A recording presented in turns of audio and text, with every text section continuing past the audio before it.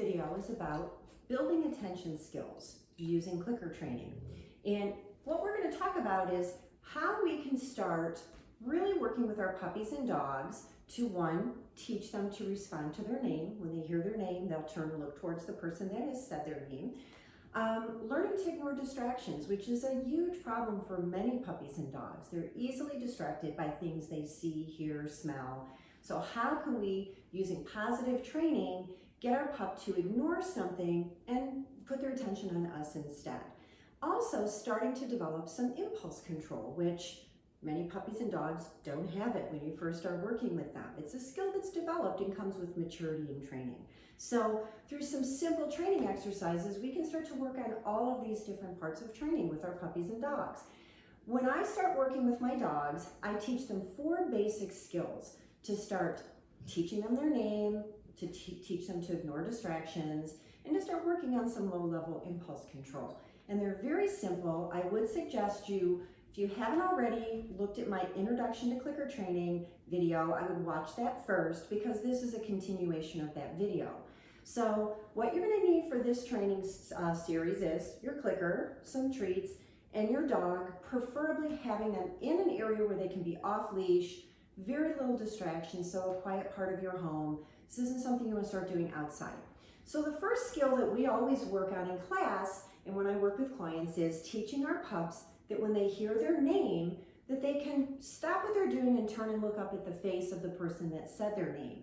That results in an immediate click followed by a treat. So we're starting to pair together. The dog hears their name, they turn their attention towards the person that said it, which results in an immediate click followed by a food reward. So consistently over time, their name will then become a cue to tell them, hey, turn and look at the person that just said that. What we want to avoid is saying their name 6, 7, 8 times, hoping that they'll look at us, and we just keep kind of hammering away at them, Buster, Buster, Buster, Buster, Buster. We're not really teaching them to respond to hearing their name. We don't want to use their name in any type of reprimand, meaning if you catch them doing something that you're unhappy with, don't constantly scream their name at them to get them to stop doing something. One, it's very ineffective training, and it starts teaching them to avert their attention from you. They don't want to look at someone who's screaming at them. So we just want their name to be a positive cue that says, hey, look at me, something good is going to happen. So it's a pretty simple exercise when you're working with your pups at home. I have them off leash. I want to say his name. Of course, Marshall, has been working on this for a long time. He's almost 2 years old. I say his name, Marshall. He looks up at my face. I'm going to take the treat and I'm going to toss it so that he has to go and get it. And then as he's heading back, Marshall, it just sets it up for me to get another really nice behavior, one after the other. He has to look away and choose to come back. Marshall. In training, if I start by just saying his name and he's standing in front of me and just feeding him treats, he's likely going to just stand and stare at me the whole time. Marshall. So by tossing the treat away, he moves away from me, gets his reward, and as he's heading back towards me, I'm 90% sure he's going to look. Marshall. Good boy. He looks up, I immediately click, and I toss him his treat. You can play this game 10 or 15 times, tossing the treat in different directions. You can give it to him. Marshall, in between, if you want to mix things up, I'll hand him one of the treats. But as you'll notice, then he'll just stand here and keep staring at me. So that's the first skill. It's truly just pairing their name, which should be one word, with turning and looking up at you. And that click happens the moment they make eye contact with you. The second skill that I work on, I call single scarecrow. This one continues to build eye contact or attention, but it also starts to add a little bit of distraction. So in this skill, I put a treat in my hand and I let him sniff. I put my hand out to the side. He looks away from that treat and looks back at my face. I immediately click and give him a treat when he's connected his eyes with mine. I'm not saying his name. I'm not saying watch me or look at me. He's just learning. If I ignore that treat that he probably really wants, and look back at the person I'm working with, that makes the click go off and I get a treat. So he's slowly learning to ignore distractions and look at the person that he's working with.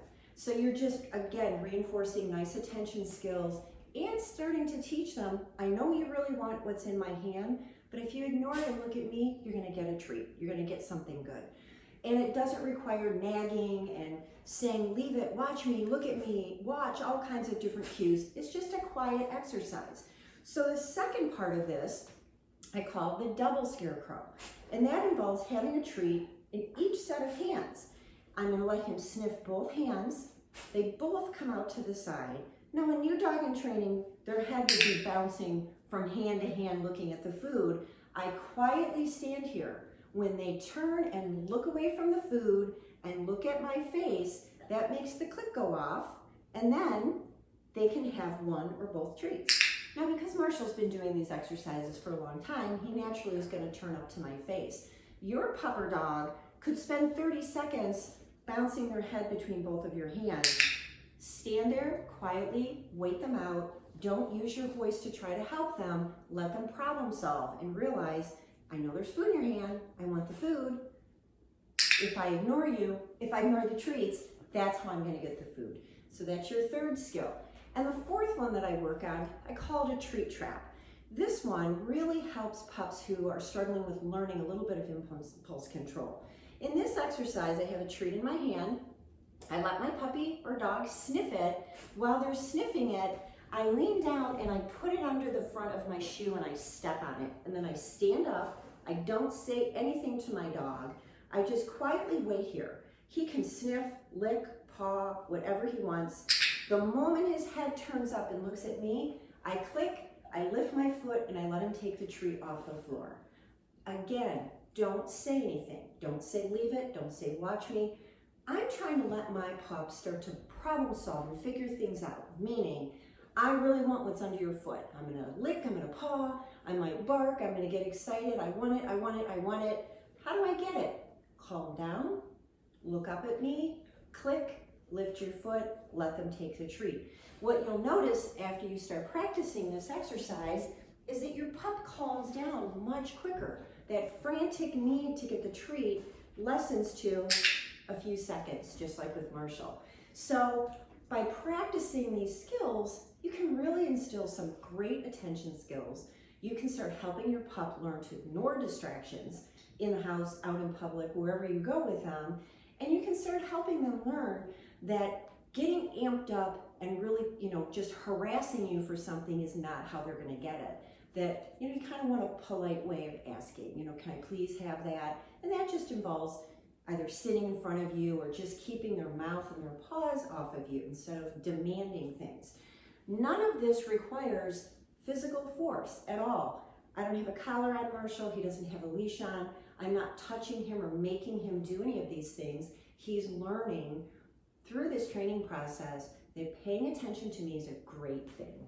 Something good always happens. So you want to spend time with your pup depending on their age. If you have a little puppy, it's very important to keep in mind that until about 15 weeks of age, puppies do not have very acute vision, meaning it can be a little blurry. That's why when you throw your ball out in the backyard, when it gets 4 or 5 feet away, it almost seems as if it disappeared to them because they may not necessarily see it very clearly. The same is true with training. So with young puppies, we're not looking for that really, really intense eye contact because they probably can't give it to you. So anything in the general vicinity of your face is good enough. With our older dogs, meaning over 20 weeks of age, we can expect them to have really, good eye contact with us. We also want to be careful when we're training with clickers and food, or just food in general, that they're looking up at your face, not staring at your treat bag. So what do you do if they're doing that? If I say, Marshall, and he stares at my treat bag, I'm just going to wait here till his eyes shift up to my face, then I click.